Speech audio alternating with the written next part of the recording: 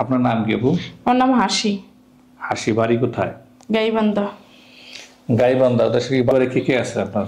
আমরা এক ভাই দুই বোন। এক ভাই দুই বাবা নাই, মা আছে। মা। আমাকে যেন ভালোবাসে, কেয়ার করে, তার মনটা ভালো হতে হবে, আমার ফ্যামিলিকে সে দেখবে, আমি সেরকম মানুষই চাই।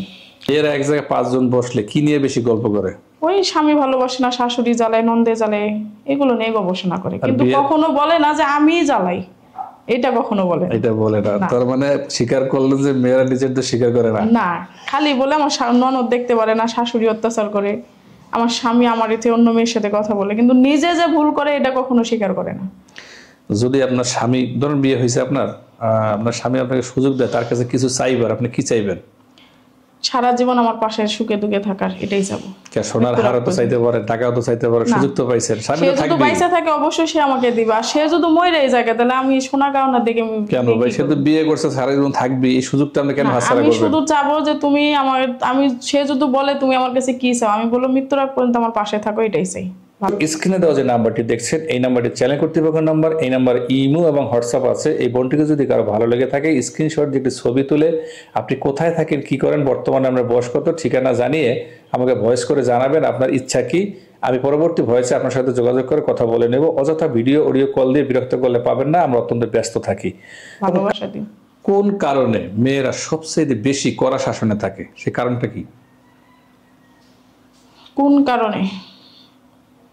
এই যে স্বামীর কথা মতো চলতে হবে, যে স্বামী জানি কোনো কথায় দুঃখ না পায়, যে স্বামীর কথার আগে কাজটা করে রাখতে হবে, তাহলে ওই শাসনটা রাখলে মেয়েরা ভালো থাকে। একটা ডিফারেন্ট প্রশ্ন করে, 3 জন মানুষ, তার মধ্যে আপনার একজন বাবা, একজন মা আর আপনার স্বামী বিপদে পড়ছে, আপনি যে কোনো একজনকে বাঁচাইতে পারবেন না, 2 জন মারা যাবে, আপনি কাকে বাঁচাবেন?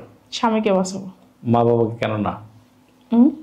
মা বাবাকে কেন একটা বাঁচাবেন? মেয়ের বিয়ে হয়ে গেলে বাবা মা কেউ না, তখন পর স্বামী আপন।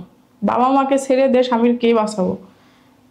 যদি প্রশ্নটা আমি আরেকটু ঘুরাই করি, আপনার স্বামী, আপনার মেয়ে, আবার আপনার ছেলে, 3 জনই বিপদে পড়ছে, এখন কাকে বাঁচাবেন? এখন একজনকে বাঁচাইতে পারবেন। স্বামীকেই বাঁচাবো। স্বামী বেঁচে থাকলে আবার ছেলে হবে।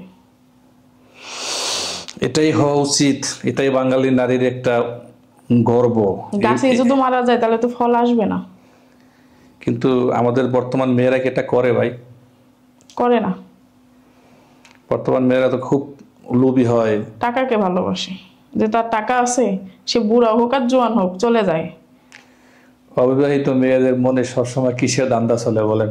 টাকার ধান্দা চলে, যে আমি ভালো পোশাক পরবো, ওই হ্যান্ডসাম হয়ে চলবো, বুড়া আছে তাতে কি আছে, আমার তো টাকা আছে, ওই বুড়া মরে গেলে জোয়ান একটা ধরবো, তাকে সেই হিসাবে চলে। আমি তার হিসাবে চলবো না, আমি ভাববো যে এটাই আমার সোনা।